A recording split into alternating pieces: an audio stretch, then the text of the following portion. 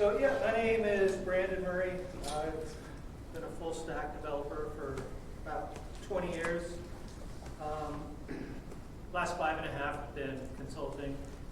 The last 4 years has been with a company called Sonatype. I don't know if you guys know who Sonatype is. Maven, Nexus Repo Manager, that's them. So I basically did full stack development with them, and my contract ran out at the end of the year.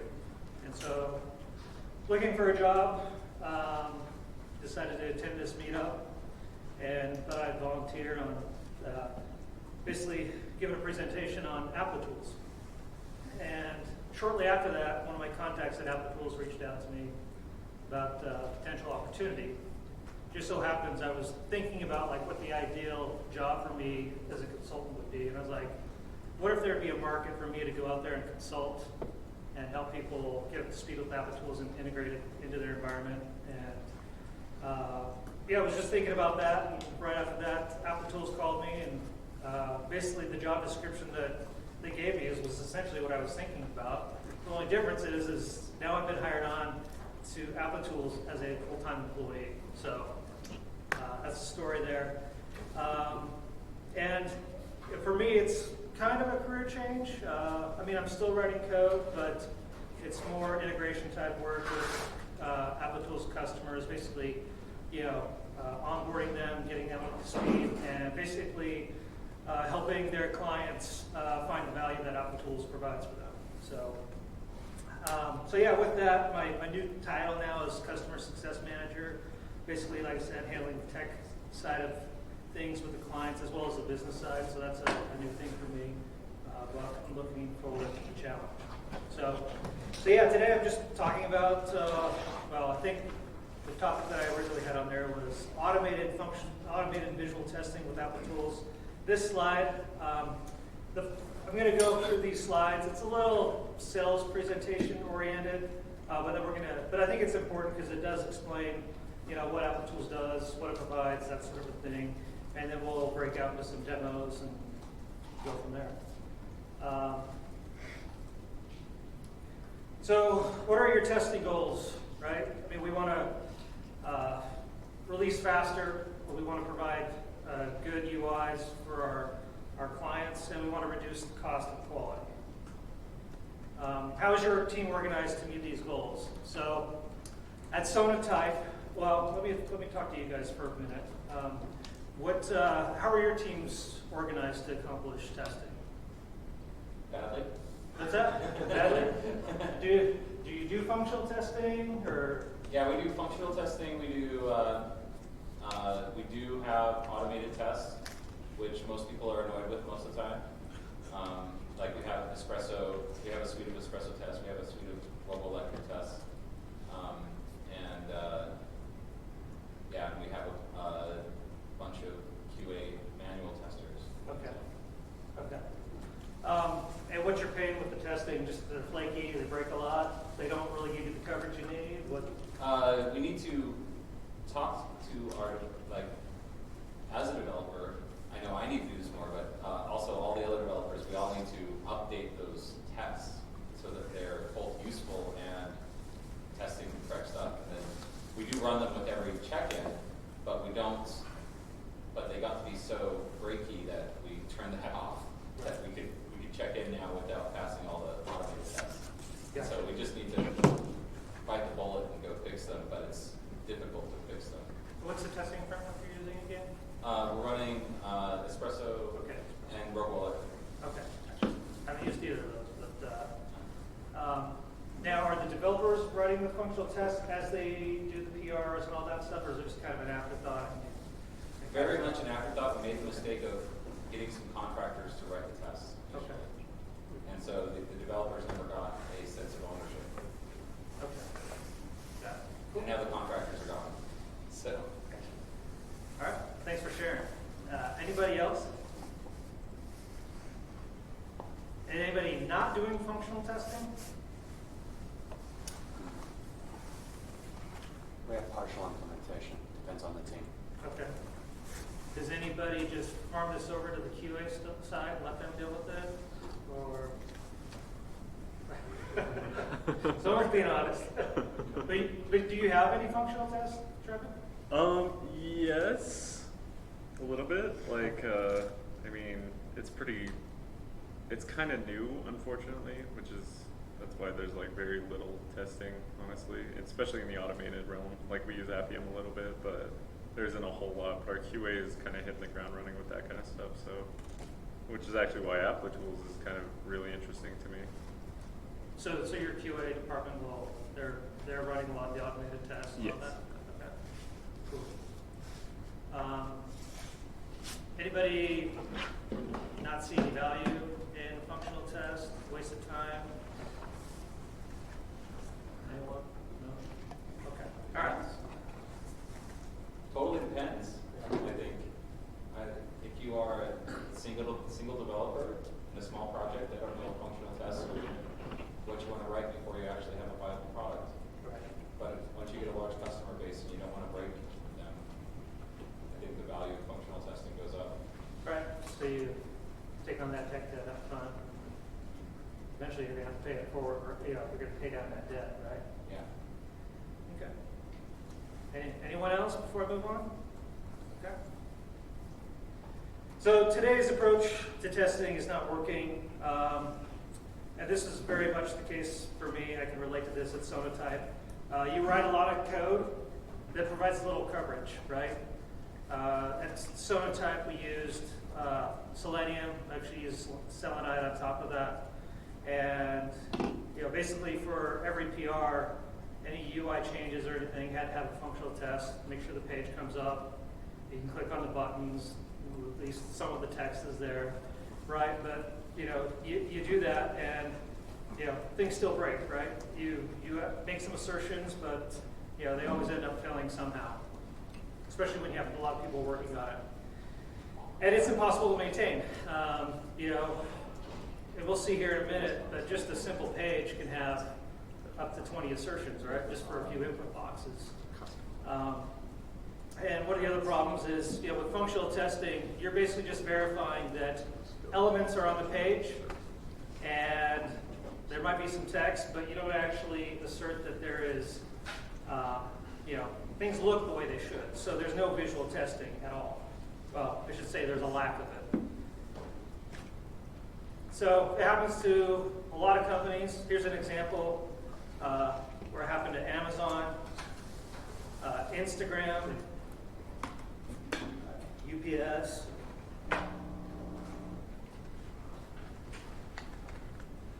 Southwest, and Twitter. Actually, Twitter is actually one of Applitools' clients, I think. And by the way, I'm onboarding, still in onboarding, so I might not be up to speed on some things. So, but yeah, if you have any questions, just holler at me during the presentation. So yeah, test code is a liability. And again, the problem, 75% of it is the fact that we have to write a lot of code with little coverage, and we can only test for what we think might break. And again, it's impossible to maintain, apps with hundreds of elements and basically verifying that they, show up on the screen, they look correct. It's a real pain. So the other 25%, as we discussed earlier, is basically lack of effective visual coverage. So here's an example, simple example of a login screen, right? We got two input fields. We got a button. We got a checkbox. We got a little image at the top, some text, and some links to Twitter and Facebook down there at the bottom. So to do a functional test, this is basically a sample to show you the amount of work and effort that you have to do to test it, right? So just going through it, obviously you gotta go to the page, click on the button. You have all these assertions to verify that the text is there. You got your username, basically making sure that the input element is there. Then you have another assertion to make sure that the placeholder text is correct, that it's correct. Let's see, you got the same thing for the password. You got your password label, the button, basically making sure that that's there. The Remember Me radio box, checkbox, and then the label. And then you have the assertions for the 2 links at the bottom. So that's 18 lines of code, 21 locators and labels, and the average developer, let's say, takes about an hour to write. So basically, changes are made, things break, right? So in this example, somebody updates the page and breaks the image, right? The assertions, just basically verifying that there's an image tag, is not going to do anything, right? If the image is broken, it's going to fail. So your functional test did nothing there. On the visual bug, the text, basically the assertion works because it's just asserting that the text is there, not necessarily where it's located. The only thing that it actually did catch was the placeholders down here. The placeholders changed, so it did catch that, so that's good. We added a new feature, so we basically added our T and C to the bottom of the page. So nothing was checked there, it's a new feature. And then, say for example, the links at the bottom, the locators were broken, right? It wouldn't catch that. So yeah, 2 late stage bugs, 2 bugs caught, 2 false positives, and 2 features missed. Or a new feature is missed. So to fix that, it's basically going to take another hour. Basically, write another functional test to get the basically. I'm just trying to remember which one. Yeah, the visual bug. Sorry, the functional bug over here. You got the visual bug, right? How do you assert that something is visible on the page, right? And then it looks correct. Probably work on that. Maybe give up. You got to update your existing validations. Write another validation for the new feature, and then you got to change the locators. So basically, 2 hours, 40% bug detection, and a 40% false positive rate. So you're in a tough spot, right? You're trying to release faster with high quality code, but at the same time you're bogged down with trying to maintain this mess, right? So test automation investments are ROI negative. R&D is impacted. New feature release velocity decreases. Sales and marketing are impacted. Customers churn, yada yada. And finances impact. Cost increases. So we need a different approach. And what would the ideal approach look like? With basically something that's incredibly accurate, maximum visual coverage, scales easily and quickly, and supports hyper-efficient workflow along with seamless integration. So that's where Applitools comes in. So what is visual AI? And I'll just go through these slides these little bubbles real quick. Computer vision that replicates the human eye and brain. They also do a bunch of machine learning with their algorithms and whatnot. Really powerful stuff. Spots meaningful differences between images, or 2 images rather, and looks at your application using images, not test code. So I think a key distinction here is functional tests are looking at DOM elements, whereas something like Applitools is actually looking at the UI. Open visual inspection adapts to unexpected app changes and works out of the box after training using billions of images over 6+ years. And again, easily integrates with your existing stack.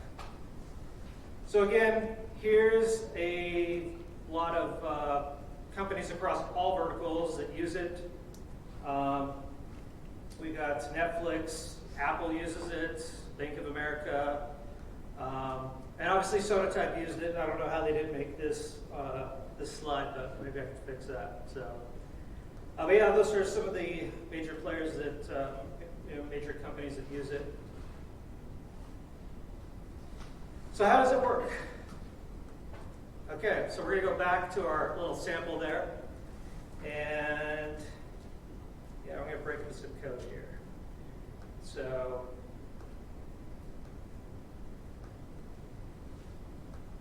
do you see that okay?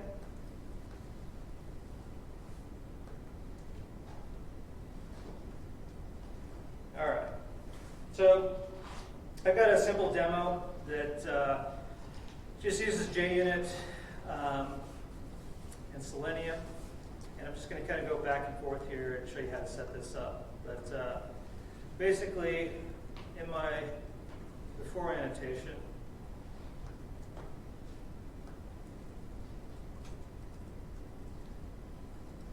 I'm basically initializing their classic runner. And basically, the main object that you interact with is their eyes object. You basically pass the runner into that. And then we've got our Chrome driver there that we're initializing. For cleanup,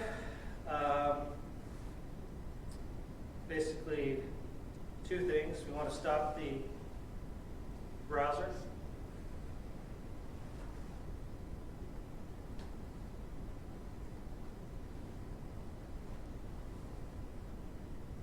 And so put the browser, and then the runner basically will basically retrieve all the results from after Applitools sends it up to the cloud for comparison. It'll report the results back there.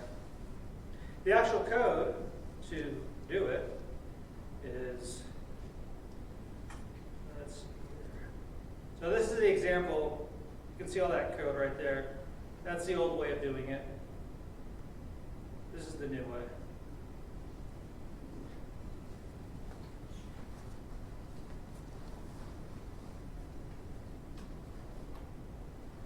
By the way, Cassidy, how long does this go till? 8? Yeah, Okay. 8 or 7:30 if you want to do like just questions or something. Okay, okay.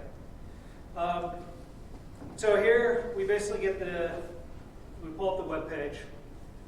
We call eyes.open. That basically just initializes the session with Applitools. We pass it the driver. We give it an app name, a test name, and then the actual viewport of what we're trying to test. And then this is just a click on the login button, and then we basically take a screenshot. Then we close this. We close it, and that's it. So we're not checking, 21 different elements. Locators, all that stuff. It's just this amount of code. So I'm going to run this.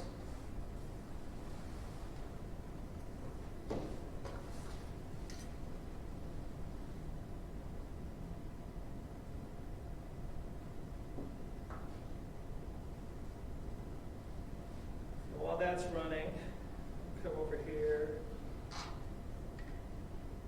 So this is Applitools Eyes. This is basically the dashboard here. This is where, when you do your image comparisons, if there's any differences or anything like that, this is where you resolve them.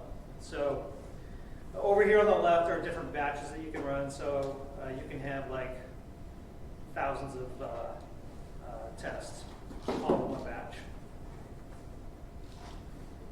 So as you can see here, this is basically I ran this before, but if the first time you run a test, it basically saves that as the baseline. And then subsequent runs will actually take the image and compare it against the baseline.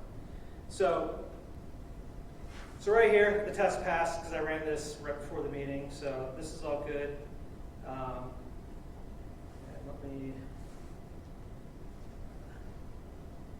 So pretty straightforward right there. Now let me go back. And I'm going to change this to after. So we're basically going to replicate the after part where those bugs were introduced. Let's see.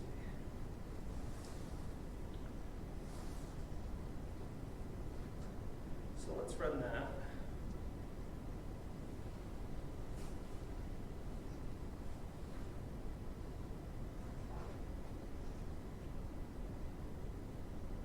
Back over here.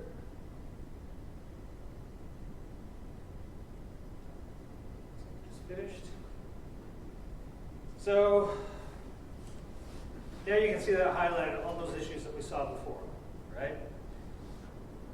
Let me zoom in here a little bit.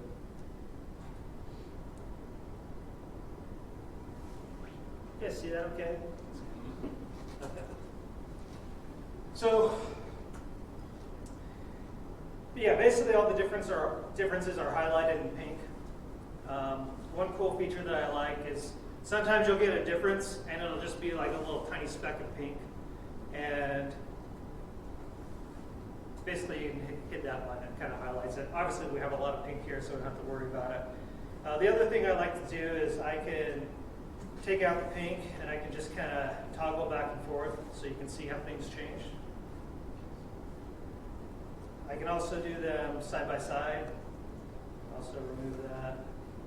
So what I could do is, this is a feature that I think was, I'm not sure when it was added, but I think it was last year. It's basically this root cause analysis. So it's kind of cool because I can actually go in here and click on this area. Let's see if I can do this right. So I can actually see why there's a difference. So you can see that we added text here. You can see that we removed this margin bottom, and looks like we added some, yeah, basically just some different style changes here. The position here is off a little bit. So not only can I come in and see what's different, but it'll actually help me figure out what actually caused it, which is great because then I can go ahead and file a bug right from within here. In fact, let me show you. So I could actually come in here and I could say, so I mentioned that, basically it works with a bunch of different stacks and whatnot. It has a lot of plugins. GitHub is one plugin, Jira, Slack, email, Jenkins, Bitbucket. At Sonatype, I used Jenkins and GitHub mainly. But I can come in here and I can just say broken image, hit create, and then I can basically fail future test. I could even snooze, if this failure came up again, I could snooze that for, maybe I said, hey, you know what, R&D is working on this, they're going to have it fixed by Friday. So I'm just going to snooze it until Monday and it should be fixed by then. If not, then the build would start failing again. This is a little bit of a contrived example because there's so many things, but if it was just that one change and we flagged it, basically I'd have to go in and flag all those and do the same thing. But yeah, so right here, I can even message someone. So my awesome developer, please fix ASAP. I can spell. No, I can't spell. And then, yeah, I could post that. So that would create so once I do that, yeah, create a new Jira ticket. Like I said, you can also link, I can link to an existing Jira issue. Yeah, and then we have this little message dialog where we can message back and forth if need be. Let's see here. What I can do is I could actually go in and mark all these up. So I could actually highlight this. I'm not going to do that, but I could basically highlight this guy right here, put another note, and mark all these bugs. This is a new feature, so obviously I want to let that slide. But what I could do is mark all these as bugs, maybe snooze them for a few days, and then accept it because I know people are working on it. Obviously, I could also reject it as well. But this is basically, once you come in and you're looking at things, like if I came in and saw, These are expected. I'm just going to go ahead and thumbs up it. And then when I thumbs up it, basically I need to save it, and that will become my new baseline. So that's basically, when you have differences, that's how you come in and resolve them. You either reject them, basically meaning this file is no longer good, or this baseline is, this image is not good, I want to use the other baseline. So it won't make any changes or anything, and it'll always, when you do future runs, it'll actually compare it against the previous baseline. So not until you do a thumbs up will it actually save your baseline, or update your baseline, I should say. Any questions? Yes? Okay, so when you're adding new features and there's existing bugs, proper etiquette would say keep the old baseline until all Yep. those bugs are fixed and then move on. Yep, exactly. Depends on what your workflow is, but like if you're, if you're like an agile environment, this isn't going out for like another 2 weeks for sprint just started, you might just say, okay, but we put those flags on there to actually alert us like next week type of thing. The way I worked at Sonatype is anytime anything came up, we could either leave it because the baseline wouldn't change, or we would just flag it, give it a thumbs down. So I could come in here and say, you know what, that's no longer good. Use the previous one and save that.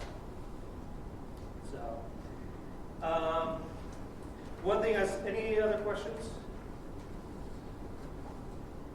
So I was going to mention this earlier. So I wanted to kind of give my experience with Applitools started about 3 years ago when I was at Sonatype.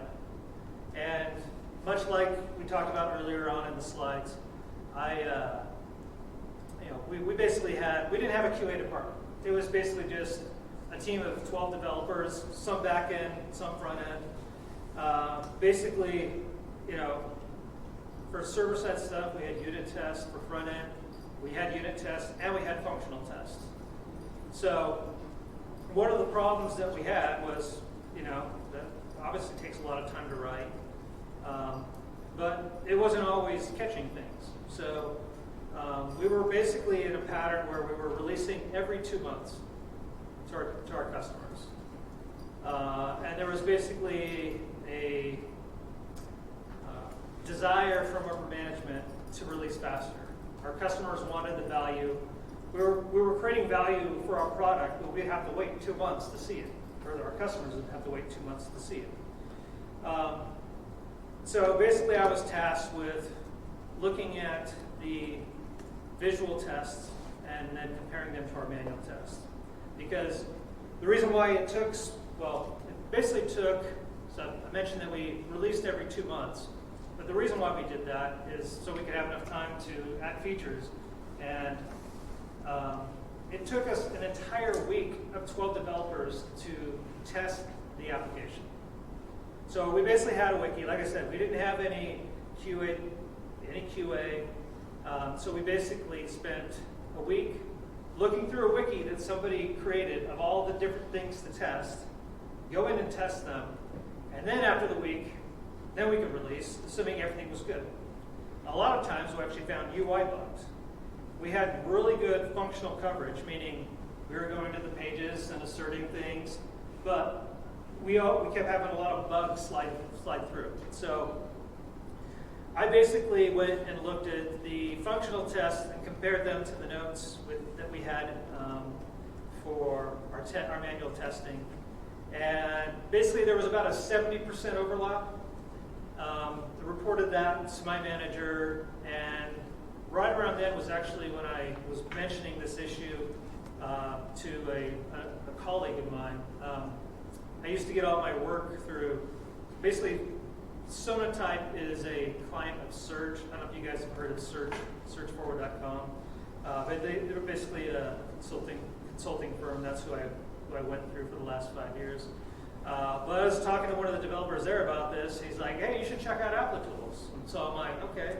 So I went and looked at it. I was like, oh, this is perfect. This will hook right into our functional tests. And with just one call, we can basically take a screenshot and compare it with what was previously run. So we did that, and we basically went from 12 developers spending a week, so what's that? 6 weeks a year for 12 developers, do the math, right? Now they no longer manual test. So maybe if there's a new feature they will, but the idea of spending a week testing just before the release doesn't happen anymore. Now they're releasing, maybe 2 to 3 times a month, just whenever it's needed. But there's no manual testing. So we're able to release faster and get the software out to our customer really quick. And not only that, but we're actually releasing with confidence, and I don't think you can put a price tag on that.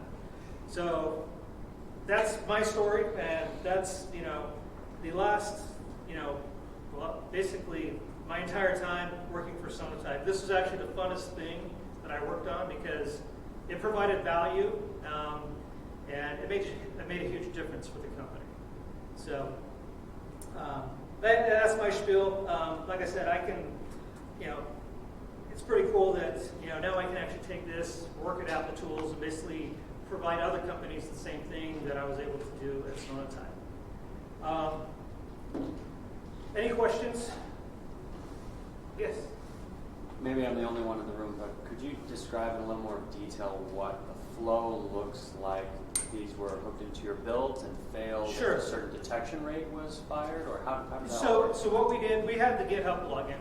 Okay. So basically every PR that gets created, and there's some complexity around how, on a branch, you're comparing it to the master, which is baseline. There's some complexity there that I'm not going to get into, but it works. So basically, I create a branch, and I'm basically working on a PR. I update this page, right? I run it in Jenkins. I got the Jenkins plugin. I got the GitHub plugin. And basically, it looks at that screenshot, compares it with what's on master, and if there's any differences, it'll flag it. Fail the build, I'll actually go in here. Oh, that's expected, thumbs up, save it. And then when I merge my PR, the baseline gets updated. Let's just put it that way. That's kind of what the whole GitHub plugin does, because it basically manages your branches and knows what your master branch is, what you're trying to merge into, that sort of a thing. That's basically how it worked. And then on master, basically, every time someone checks something into master, it runs and basically compares all 190 validations or whatever number it is that we're running. So, that answer your question? Yes, thank you. So one cool feature that they've released in the last year or so is called the visual grid. So at Sonatype, we basically ran, we just tested on one browser, Chrome. We didn't really have a responsive design, so we didn't have to worry about firing up, mobile devices and things like that, test on Firefox, IE, all that stuff. At one point we were doing Firefox and Chrome, but it just wasn't worth it. We weren't finding a lot of bugs between the two. So what they have now is they have what's called what was the visual grid is now the ultra fast grid. And basically what it allows you to do is I can take this same test and I can run it once, and with some minimal configuration I can tell it I want this browser, I want this OS, I want these viewports. And what it will do is it'll send it up to the grid. It'll send the DOM and the associated resources necessary to generate the page. And it will render it in all those environments and then report back. And then run it again, and basically it'll compare it against all those. Now you have baselines for all those different viewports. So I'll go ahead and run this here. I do have a sample of that, basically using the same test.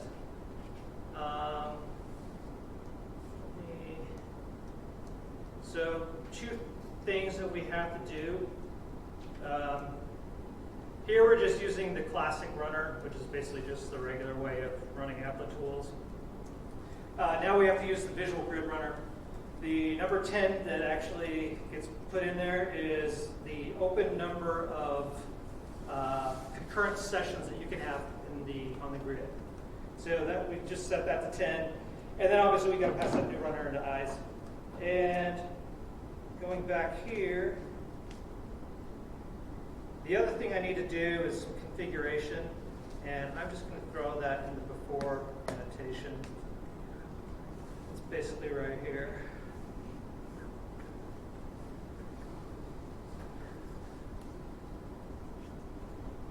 I'll throw this right here.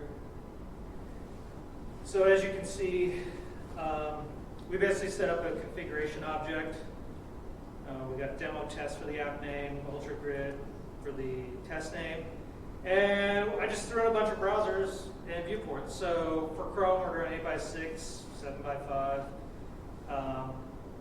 bunch with Firefox, and then even added a iPhone 4 device on there. And so basically what this is going to do now is it's going to take that same screenshot, send up the DOM and all the resources, render it concurrently on the cloud, and then report those results back. And those will actually come back.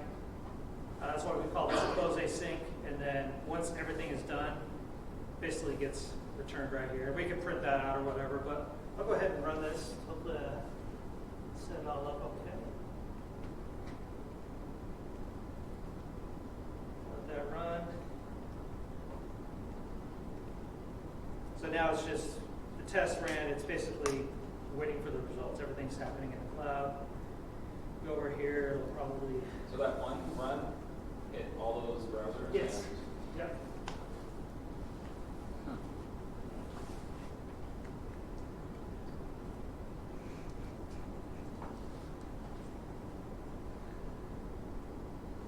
So there you go. So here's the results. As you can see, there's your Firefox. There's all the different viewports. All within, I don't know how long that took, but basically we were able to do that with one test run and send it all up there. So for your responsive apps and web apps, now you can basically test them all right here with one, for this one screen with basically one call, which is pretty awesome. So at Sonatype, we were just worrying about one viewport and one browser. I don't even know what it's like to have to deal with all those responsive apps and all that. That'd be a huge pain. So, let's see here. Any questions? Yes. So if you were going to do something like this, you're monitoring or where it says how it broke, right? What do you call that? Mm-hmm. It would come up individually by picture or just a mass file from this screen? It would basically come up, so you'll have a batch right here. So if some of these failed, let me give you an example. So I basically have, so here's a perfect example. This is actually GitHub. They were missing an image. So basically the image was there and then it went away. It was a bug. So what I can do now is, so as you can see, a lot of these failed, right?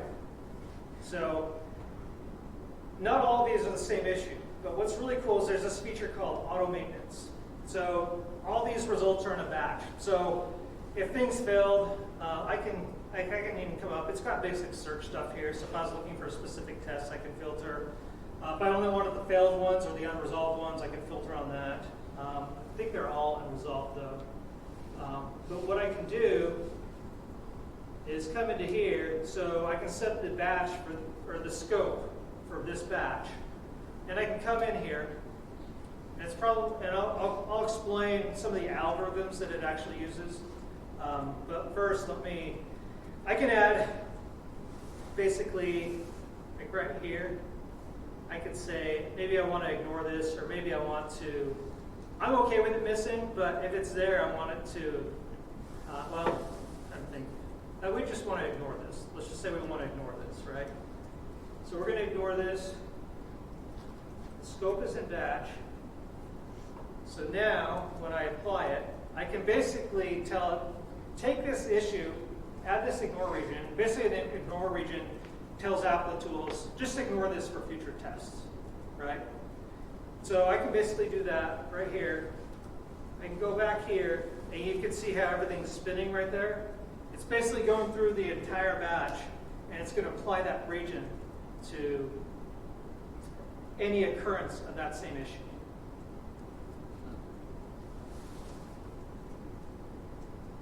And really, in this case, we probably just file them all as a bug, but just to show you that you can actually do things like that. So there's basically, you got ignore regions, which you can add, like, say you have something that shows up, like in this case, but it's okay. Something that shows up and goes away on your page, you can just ignore it. Like if you have a version number at the top of your page, you could do an ignore region, but that's kind of the last resort. A layout region, you can basically wrap around the text that might adjust or might, has dynamic, like version numbers that are going to change. You can add what's called layout region, which I'll talk a little bit about that in more detail, but essentially it just verifies that there's something there and that the structure of that object is the same. So if the text can change, but if things start shifting, then it's going to squawk at you. And those things you can add programmatically. One thing I did at Sonatype is we had a version number at the top of the page, and we put a visual test ignore class on there. And then when we actually, when we did the eyes call to actually check that, it would search we'd apply an ignore region programmatically to every page. So basically, we didn't have to come in here and do this. We still have to on occasion if there's something that comes in that we can't really automate and do it programmatically, we'll come in here and do that. Yeah, as you can see, so that's there. Let's see, make it here. Didn't make it there. I don't think I made it big enough. But no, it did work. I think I messed up on that. Try that again here. Scope. North region.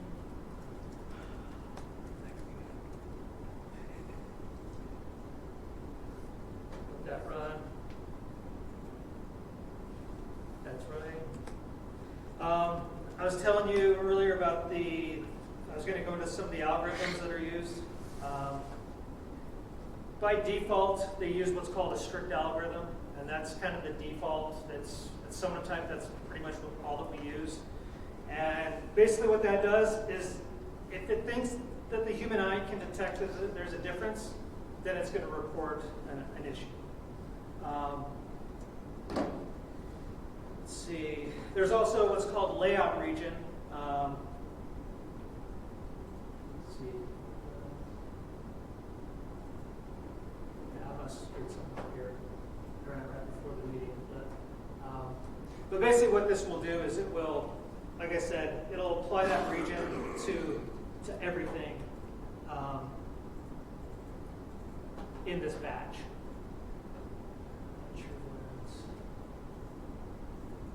Anyway, so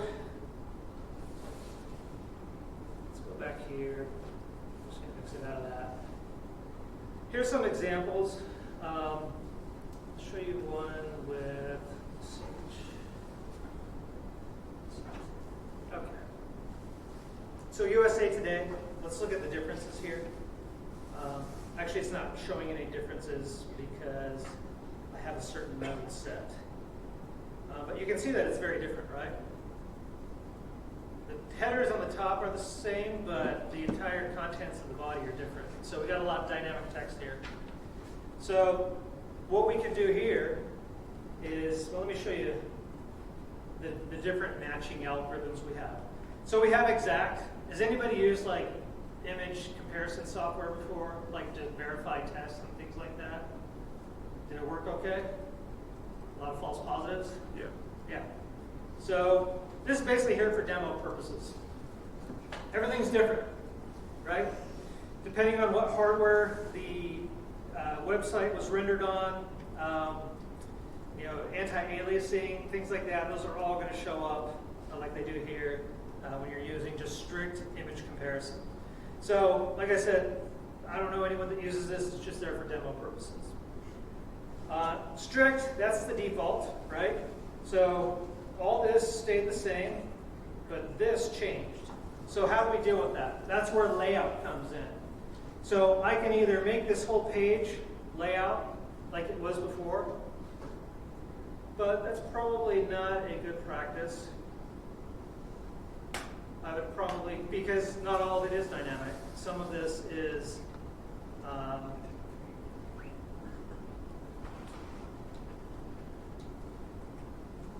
static, right? So if I use strict, what I could do is I could go up here, I could say, you know, this is dynamic text, and I want all this to be layout. And make it a little wider.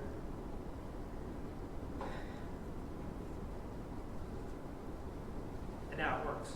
So the next time this runs, whenever those images change, it's going to pass. Now, if the formatting gets jacked up, then it will fail. I'll show you an example of that. And this is actually with Twitter. Let me jump back here. Okay. So Twitter, you guys can see this okay, hopefully.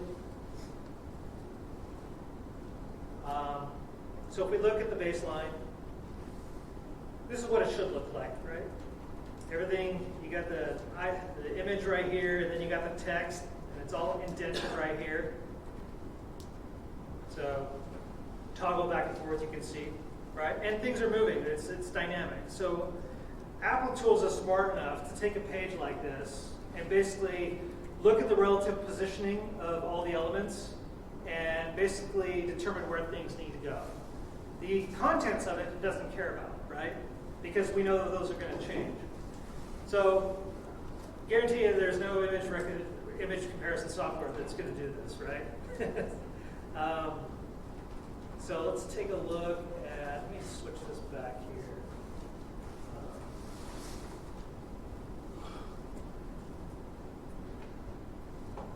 here. Okay, so what I can do here, same thing. I could probably make this, let's see, I could probably make this strict, just so that I could get the test coverage up here. Actually, I probably want to lay out up there. I'll just make this the whole thing to lay out. But this would basically, using that layout algorithm, let's see. Well, it actually is a bug, right? Because the layout should be like that.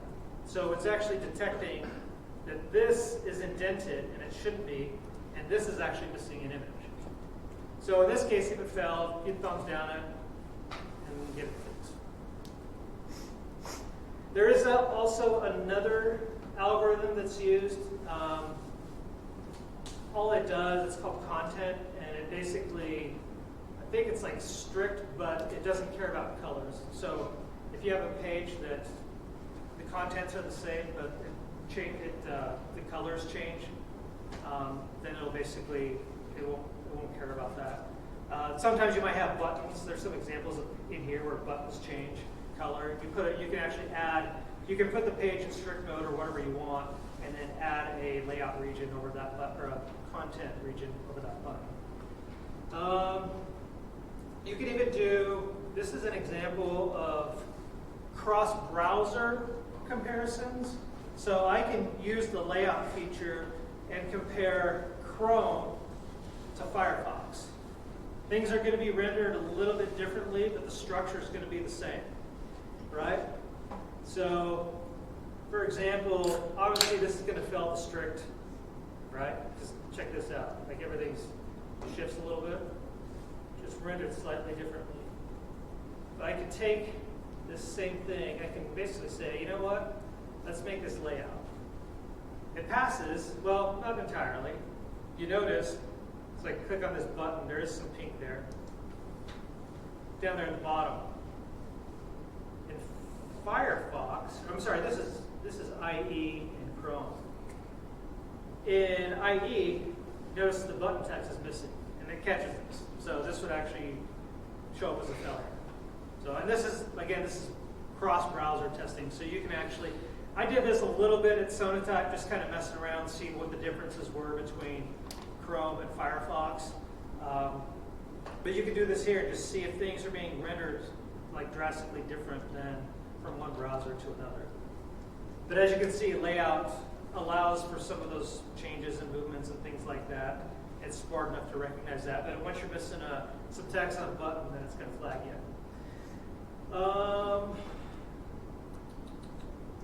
Let's see. I didn't save. That's okay. One other cool thing. I don't know if this is the example. Any questions, by the way? Yes. What about carousels and moving ads? I would just add a layout region on top of that. So as long as it's a carousel, it just has content going in and out of it. As long as the structure of that area does not change, you're okay. Let's see here. That's going to bug me. I got to go back and fix that. Like if the image dropped out of the carousel. There is. You have to kind of That's a tiny good one. capture. Maybe I can. So here's an example where Is that true? you have some dynamic text up here. So 1 of 38, right? I'd probably put, it's not failing right here, but I would put an ignore region or a layout region over that just because it's dynamic and it's going to change. It's just in this example, it's not. This content, this layout right here, this is just an ad that shows up. I'm going to go ahead and add that. And actually, let me delete that, just make sure I have. I'm curious why this automates things. Okay. So I'm going to go ahead and add a layout region for this guy.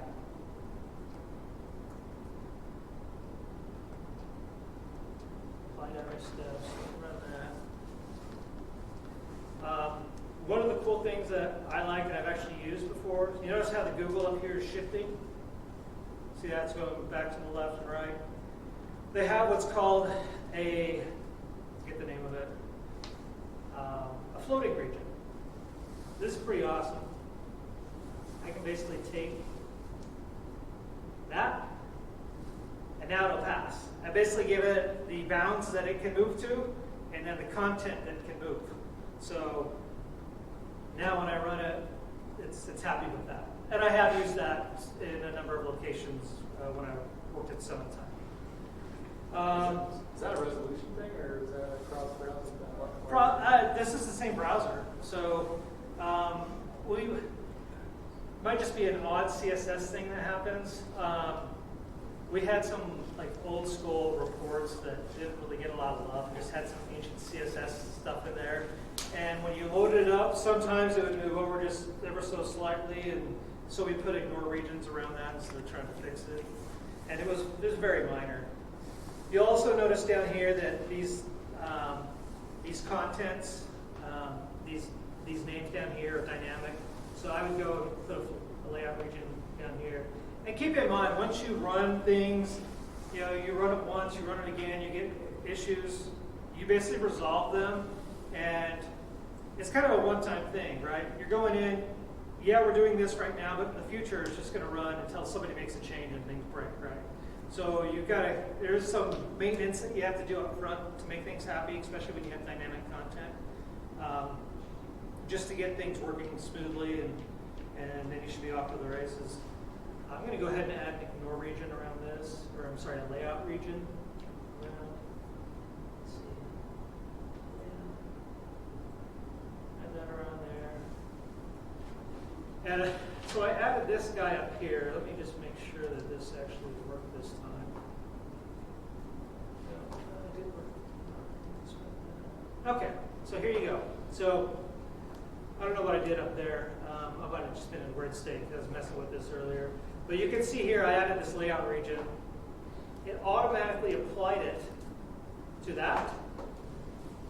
It didn't apply it to this because it actually saw this div in front of it. So it was like, oh, that's different. I'm not going to apply it. So this is nice because when you make major changes and things like that, you want to go in and maybe add a region somewhere. You can do it across all the same changes. Basically, it'll go into the batch or whatever you select, and basically make those same changes and recognize that. There's also this feature called group by similar differences. I think that's what I was trying to use earlier. Basically, it will take similar differences and group them all together. So if I'm working on a change, I have 100 tests in here, 100 validations, and I make the same change across the board. I don't want to go in one by one and save those changes. I can group by similar differences, accept them all at once. Again, here I was able to add that. That worked fine. I don't think the ignore or the adjust regions will go across dynamically like that. You'll notice here that this button right here, let me take off the color. You notice how it goes from green to blue? Well, what I can do, this is where something like, if I was happy with that change, I could add a content region around that, and it'll basically ignore that color change. Obviously, I want to make that, I'd zoom in and probably try to make that a little closer, but that's sufficient. Yeah, so that's basically how you can deal with dynamic content. Like I said before, you can actually go in and apply these things programmatically. So I try to avoid, I like to do everything programmatically, so, you know, less maintenance. I don't have to come in here and mess around with it. But if you do, it's got tools where you can actually do it pretty fast. You have some questions? Yes. I don't know if you're gonna hit this, but I'm interested in your mobile app. Okay. I like testing mobile apps. I put a demo together just for Trevor. Nice. Because I asked him if I should demo this. He's like, yeah, that'd be cool. And so I'm like, and I know he works on Android apps, right? Yeah. So with Android, well, first before I go there,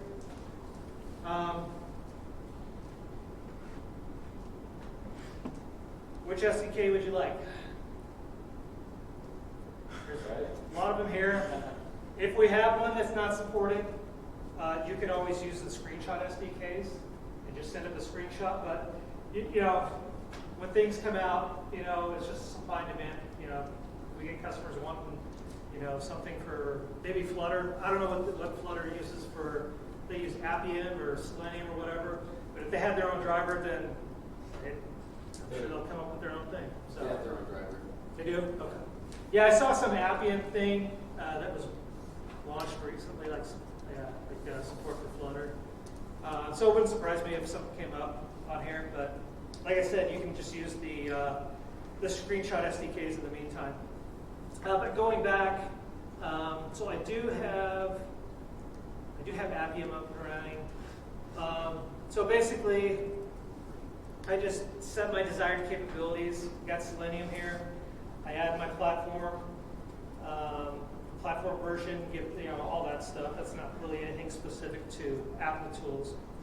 And I go ahead and initialize my driver. Here I initialize eyes, and I open the session. And here I'm just doing a simple try-catch block. I didn't go through the hassle of setting up an actual test. But I basically took just an APK and just that I had, and basically if I run this, it should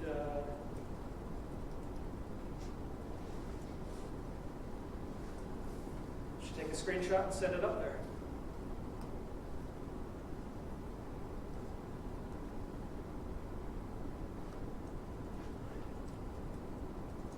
Over here.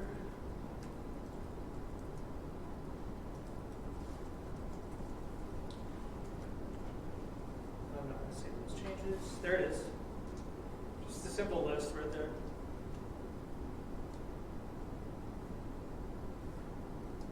So that's Android. Is that taking a screenshot of the emulator or like The contents, yeah, it uses the emulator. You can use real devices too, but it basically just takes that viewport. I was looking at it earlier. This is, I really haven't done a ton of mobile stuff, but yeah, it looks like it just crops out the header and footer stuff and just takes the raw content of that. So mobile, we support. Well, you saw the SDKs, so iOS, Android, take your pick. Yes. If I had like a video that starts automatically playing on a website, and I wanted to make sure that the video is playing and it's not, so I don't want to ignore that content. Yeah, section, right? that's, so, hang on. I don't know the specific details of this. You know, it's Netflix. Yeah. I don't know if they do something like that, but, and, well, I don't, yeah. Netflix is our customer. How they're using it, I can get some more details on that, but 'cause I don't know if they do like any, like, take pictures like the TV type of thing, what's rendered on the TV type of thing. I don't know. But like I said, you can take a screenshot. So, but I think the problem you'd have is basically comparing those. You could use Applitools and be strict, or you could use the strict rendering model. And Can I guarantee like the frame of the video that it's taking the screenshot at, or is there a way to like? You'd probably have to pause it and do. I'm sure you could pause it and take a screenshot. So. But, so you have TV playing on the web or something, like on an app or something? We have a video that we play on a specific page that we want to make sure the user is able to see. Okay. Do you, is it the same video over and over again? Yeah, for this case it is. Okay. If it was missing, so I guess you've had a bug where it actually doesn't show up or something, or? I think there was one instance where it was doing a black screen, and that would seem like it was a one-off. It wasn't happening. You couldn't consistently get that for a week. Gotcha. So. Yeah, I mean, the only thing I can think of, yeah, I had to get back to you on that one. If it doesn't show up and the content is adjusted, then like, you know, maybe something shrinks or whatever, like the div around it, then it would, yeah, would catch it. But as far as just like an actual image like that, if you were the same frame, you could probably use strict layout and it would detect it, but you just have to pause the video right there and then take a screenshot and then send that out. Okay. I think that would work. Any other questions? Yes. Yeah, this is really interesting, by the way. Thank you very much. It's more about like the functional use of it. How does it actually work? Like, what do you mean? You know, like the AI itself. That is a good question. I was actually in San Francisco last week for some onboarding because I actually had questions too, because I find that stuff very interesting. Too, yeah. But they do have their own algorithms and I believe patents around all this stuff. They basically, like, I mean, they've been doing this for like the last 6 years, and they do a lot of machine learning type stuff. I'm sure there's patents out there. Yeah, it's kind of a black box to me. Is that machine learning team and the AI stuff based in the States or? No, Israel, actually. Israel. Yep. Yeah, the development staff, yeah, they're over there in Israel. So that stuff's not as interesting to you necessarily. Like your Oh, it experience is, more is but- like your ability to understand like to grok it, what's going Yeah, on.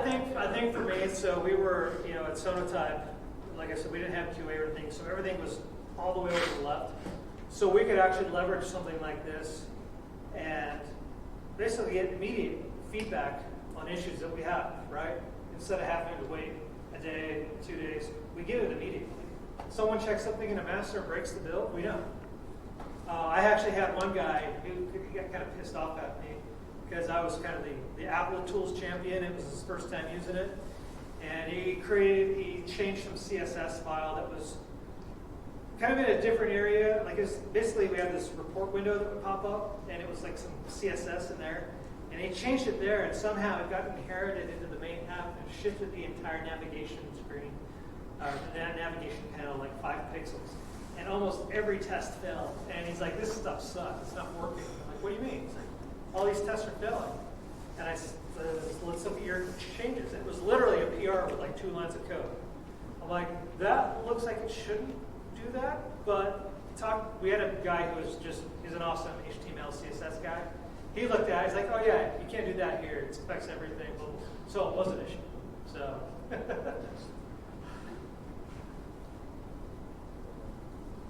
Did that answer your question?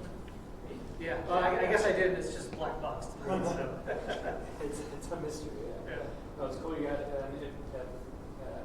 opportunity to interact with the rest of the team on this. Yeah. I'm sure you'll find out more as you go along. Yeah, I think for me, like I said, I was able to do that and just, seeing the impact that it made at Sonatype, and just, for me that's rewarding. And so I was like, like this problem is huge.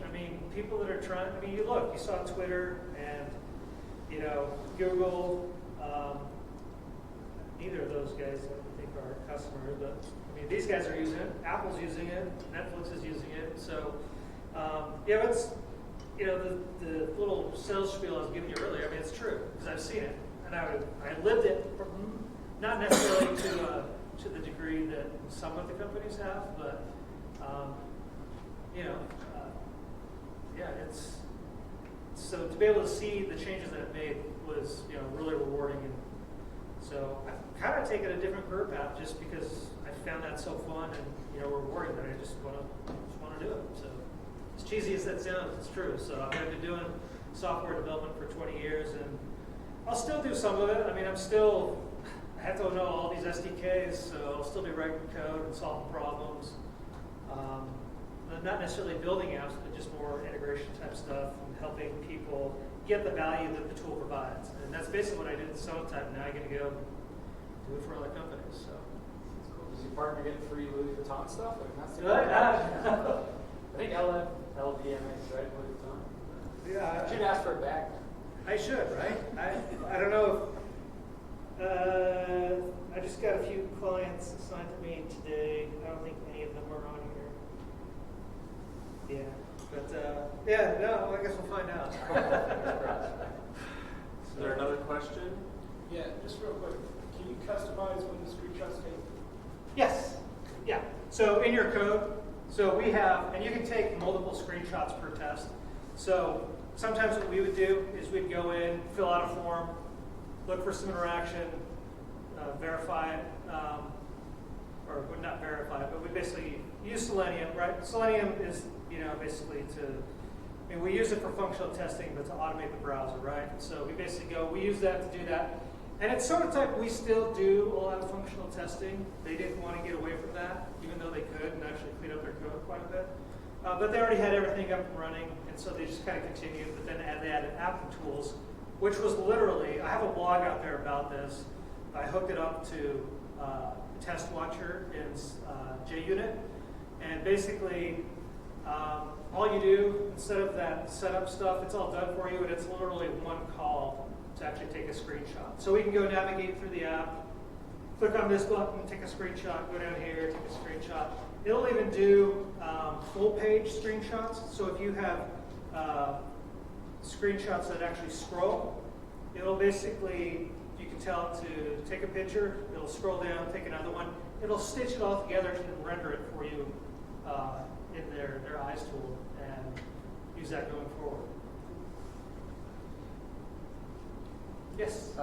Browser, they're kind of like alerts. So if like allowing location or allowing video or camera or sound. I don't think that it'll capture native alerts. But if you have your own like Bootstrap alert type thing, it will do that. Yeah, the problem is we couldn't get Selenium to click on those elements because they're part of the browser itself and not within the page. So right. I was just wondering if you'd had experience actually working with any of those components. I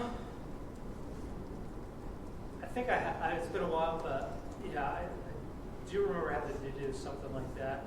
There should be, you use Selenium, you said? I think there is a way to do that. It's basically just got to execute some JavaScript type stuff. I don't remember specifically, but yeah, let's see how we can track. I'm guessing you searched like Stack Overflow and stuff. And we were looking at ways that you could set up the browser specifically, like you could set Chrome options to not force those, but we kind of needed to verify that they do pop up because they're part of the security. Right. Yeah, actually, yeah. I know what you're talking about. I had something similar where the dirty form page, like when you left, I had to do something similar where I had to disable that because like going from like version 75 of Chrome to 76 they changed that, and I had to actually go in and adjust that. So, but you need it, you say, right? Yeah. Yeah. So you notice Zynga is a customer. We have this really cool tool. Any game developers in here?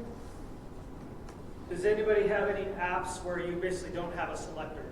Where maybe you have an image or some crazy complex UI layout where you can't get the selector? Maybe like a game, virtual reality type stuff. Well, anyway, what you can do is you can actually come over here, and they have this tool. Let's actually just do it right here. By the way, there's also A/B testing that you could do. So if I have one version of my website and another one I'm doing A/B testing, I can add those variations in here, and when it does the comparison, it will compare against those variations, which is pretty cool. There's this visual locator. So basically what I can do is I can come in here and click on any area of my app.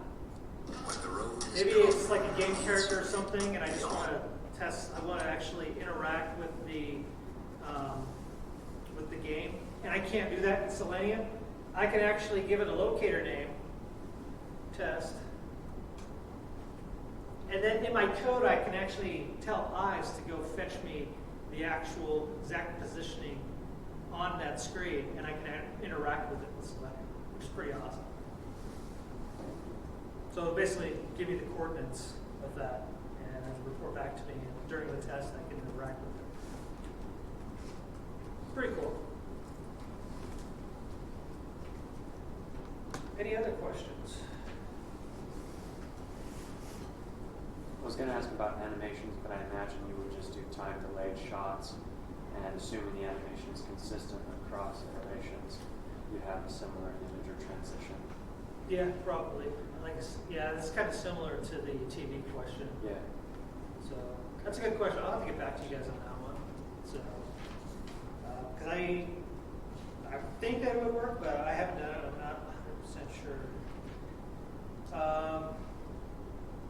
Like I said before, there's a lot of plugins for this. Slack, just email, Jira, GitHub, Jenkins, all that stuff. Anything else you guys want to see? We're almost out of time here. I think I covered everything. I didn't go in the weeds too much. Hopefully it all made sense. It's great. Thank you, Brandon.